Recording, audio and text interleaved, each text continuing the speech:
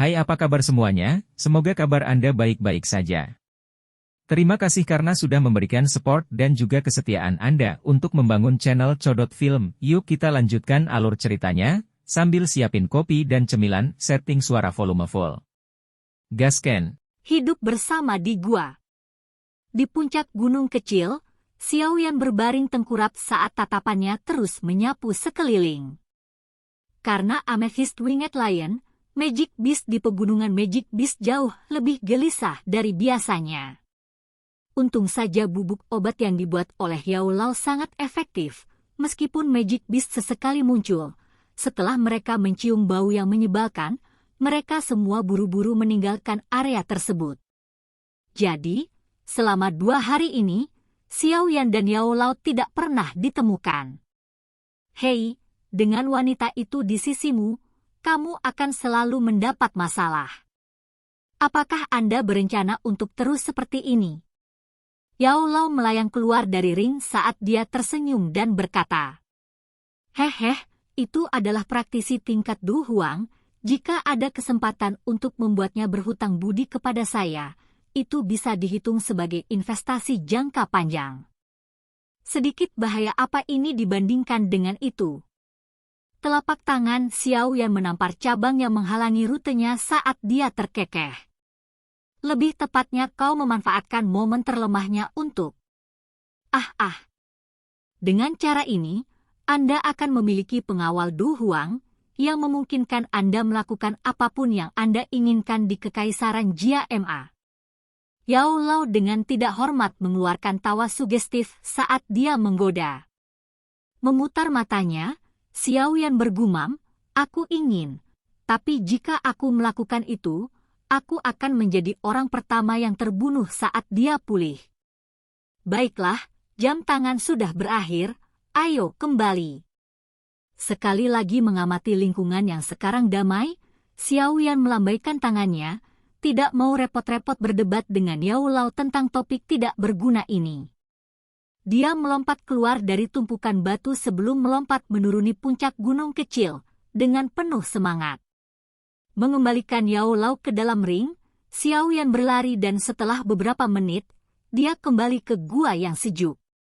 Setelah memasuki gua, dia melihat bahwa wanita misterius yang semula terbaring di atas ranjang batu kini sedang mengistirahatkan pipinya di telapak tangannya saat dia duduk diam di atas lempengan batu.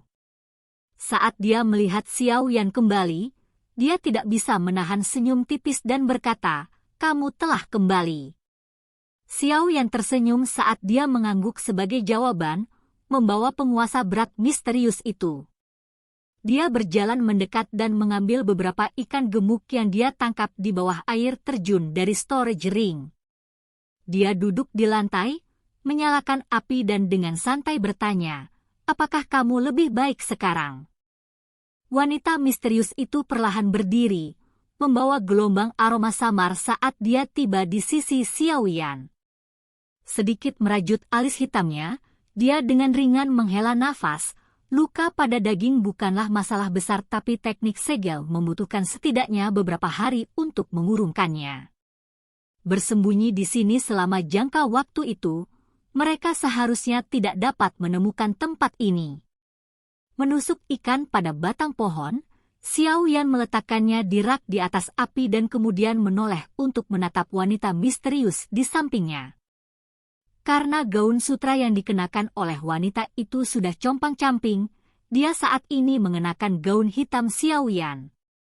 Ketika orang lain memakainya, yang hitam tampak agak berat pada mereka, namun, di tubuhnya, lekuk halus pada sosoknya yang indah menambahkan pesona misterius padanya.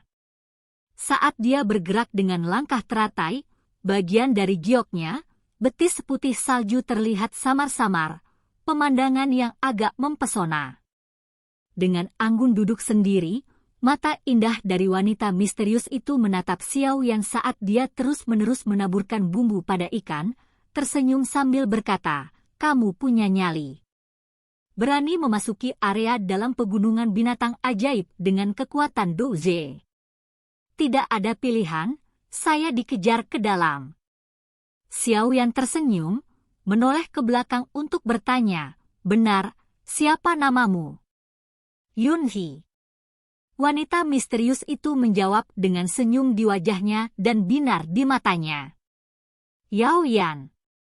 Dari botol giok, Xiaoyan menaburkan bumbu yang dicocokkan dengan cermat saat dia menjawab dengan santai. Yunhee? Dia belum pernah mendengar berita tentang Kekaisaran Ma Jia memiliki Do Huang dengan nama itu. Berpikir tentang itu, sepertinya dia menyembunyikan identitas aslinya. Wanita yang menyebut dirinya Yunhee tidak repot-repot memeriksa keabsahan kata-kata Xiaoyan.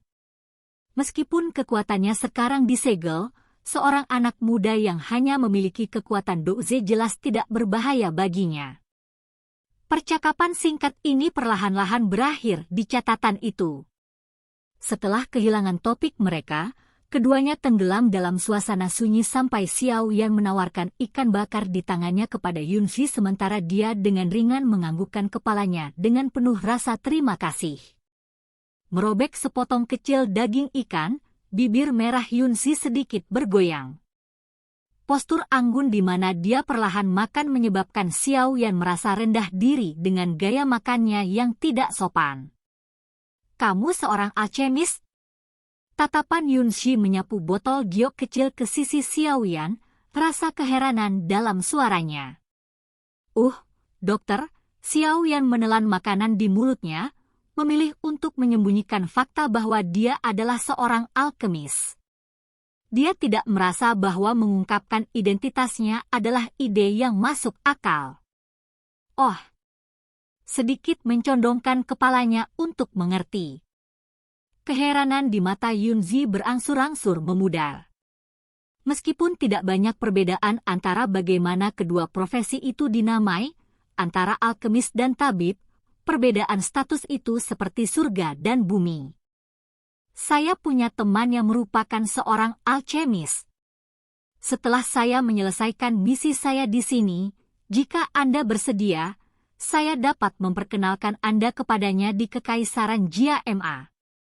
Yunhee mengerutkan bibir merahnya yang sedikit berminyak saat dia mengatakan itu. Mendengar kata-kata ini, Xiaoyan sedikit terkejut, meskipun segera setelah itu, dia menggelengkan kepalanya, memicu tatapan kaget dari Yunhee. Terima kasih, tapi kupikir aku masih harus melupakannya, aku sudah memiliki seorang guru. Mendengar Xiaoyan tiba-tiba menolak niat baiknya, keheranan melintas di wajah tampan Yunhee. Perkenalan pribadinya sebenarnya ditolak. Ini adalah pertama kalinya dalam beberapa tahun dia menemukan hal seperti itu. Pada saat ini, Yunhee hanya berhasil menahan pertanyaan di ujung lidahnya, apakah Anda tahu kepada siapa saya memperkenalkan Anda? Namun dorongan ini hanya melintas di benaknya sebelum menghilang. Mengingat pengendalian diri dan martabat Yunhee, tentu saja dia tidak akan menanyakan pertanyaan semacam ini di tempat. Sebaliknya, dia perlahan menganggukkan kepalanya, agak bingung. Setelah lukamu sembuh, apakah kamu masih berencana untuk melawan Amethyst Winged Lion? Saat dia merobek potongan daging ikan terakhir, Xiaoyan dengan sembarangan bertanya dengan mulut penuh makanan. Saya perlu mendapatkan Amethyst Spirit Crystal. Yunhee menghela nafas ringan saat dia menjawab. Xiaoyan menggelengkan kepalanya. Setelah menyaksikan pertarungan antara dia dan Amethyst Winged Lion, dia ternyata berpikir bahwa peluang sukses Yunhee tidak tinggi.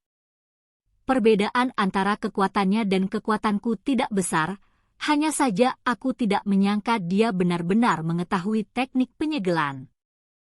Kekalahan saya sebelumnya adalah karena saya tidak dapat mempertahankan diri saya dari teknik itu. Dalam pertempuran kita berikutnya, Extreme Wind, Meteor Kill saya belum tentu kalah karenanya. Saat dia melihat raut wajah Xiaoyan, alis hitam Yunhee sedikit menyatu saat dia menjelaskan, sedikit tidak puas. Gerakan itu memang sangat kuat. Xiaoyan tidak meragukan kekuatan sinar cahaya yang telah memotong setengah tanduk terkeras dari Amethyst Winged Lion. Namun saat bentrok dengan Amethyst Seal, Xiaoyan tidak tahu siapa yang akan menjadi yang teratas. Setelah menyelesaikan ikan bakar di tangannya, Xiaoyan berdiri dan meregangkan punggungnya. Dia kemudian memanggil Yunzi sebelum duduk bersila di atas lempengan batu di satu sisi.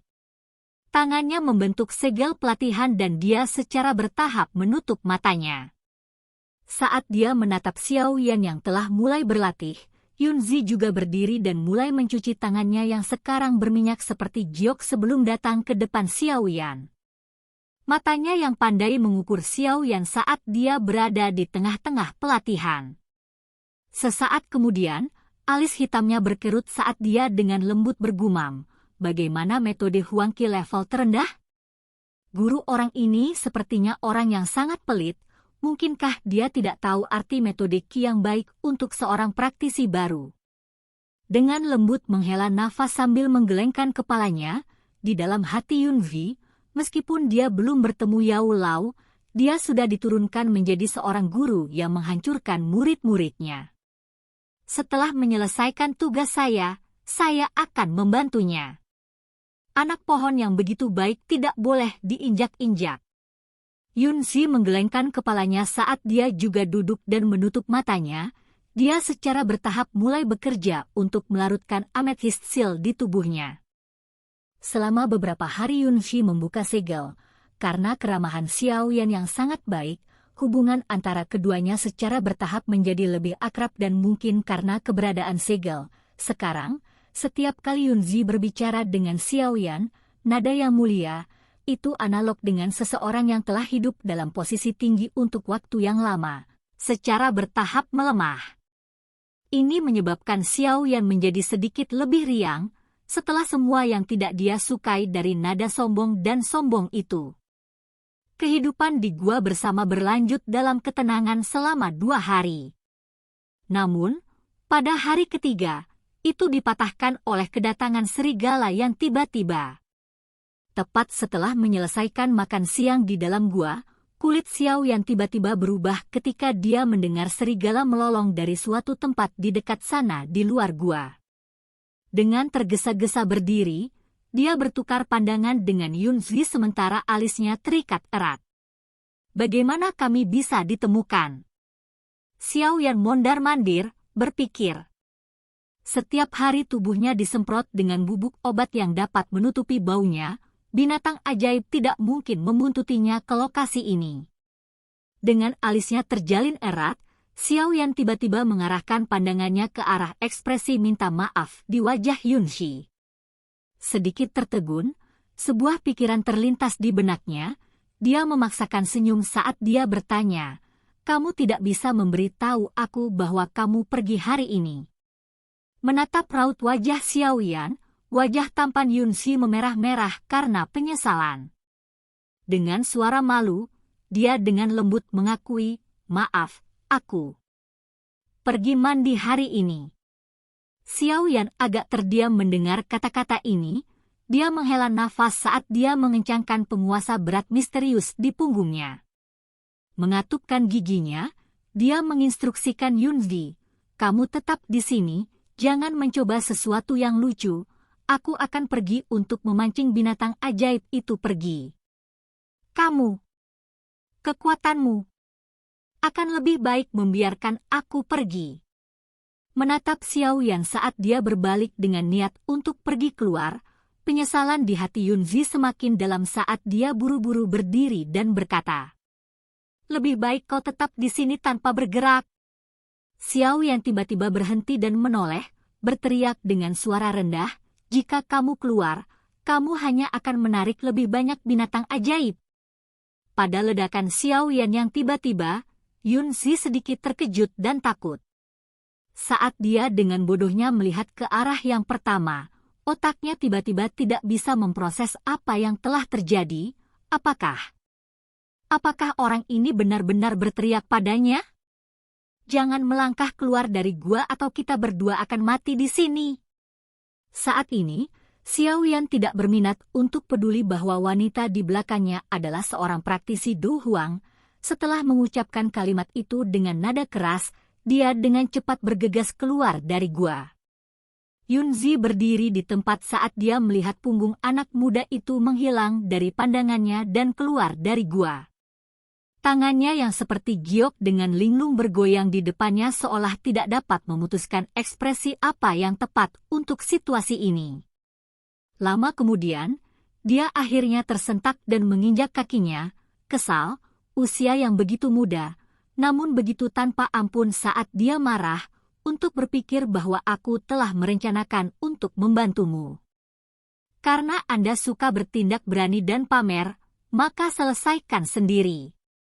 Meskipun dia mengucapkan kata-kata ini, Yunzi masih mengambil beberapa langkah ke depan untuk menatap pintu masuk gua yang cerah tetapi mengingat peringatan Xiaoyan, dia tidak bisa menahan langkahnya, jejak kekhawatiran di alisnya. Tidak lama setelah Xiaoyan pergi, Yunzi mendengar lolongan serigala semakin kuat dan segera, lolongan serigala itu secara bertahap semakin menjauh, namun anak muda itu masih belum kembali. Sekali lagi menunggu untuk jangka waktu tertentu, Yunzi akhirnya kehilangan kesabarannya dan menggertakkan giginya. Dia menjentikkan tangannya yang seperti giok saat pedang aneh itu ditembakkan sambil dengan dingin menyatakan, "Amethyst Winged Lion, kamu bajingan. Jika sesuatu terjadi pada Yaoyan, saya pasti akan memastikan seluruh pegunungan Anda terbalik." Saat dia mengucapkan kata-kata ini, Yunzi bergegas keluar dari gua. Namun, saat ini, sesosok sosok tiba-tiba tersandung dari luar gua. "Yaoyan, apa kamu baik-baik saja?" Melihat sosok itu, wajah tampan Yunzi meledak menjadi kebahagiaan saat dia berlari ke depan untuk menanyakan tentang kesejahteraannya. "Nona, tolong jangan keluar lagi. Jika lebih banyak binatang ajaib datang, aku akan benar-benar mati." Tertutup darah, Xiaoyan tersenyum pahit saat penglihatannya menjadi hitam dan tubuhnya jatuh ke tanah. Pada saat dia jatuh, Xiaoyan samar-samar bisa merasakan bahwa dia sepertinya telah jatuh ke dalam pelukan yang lembut dan hangat.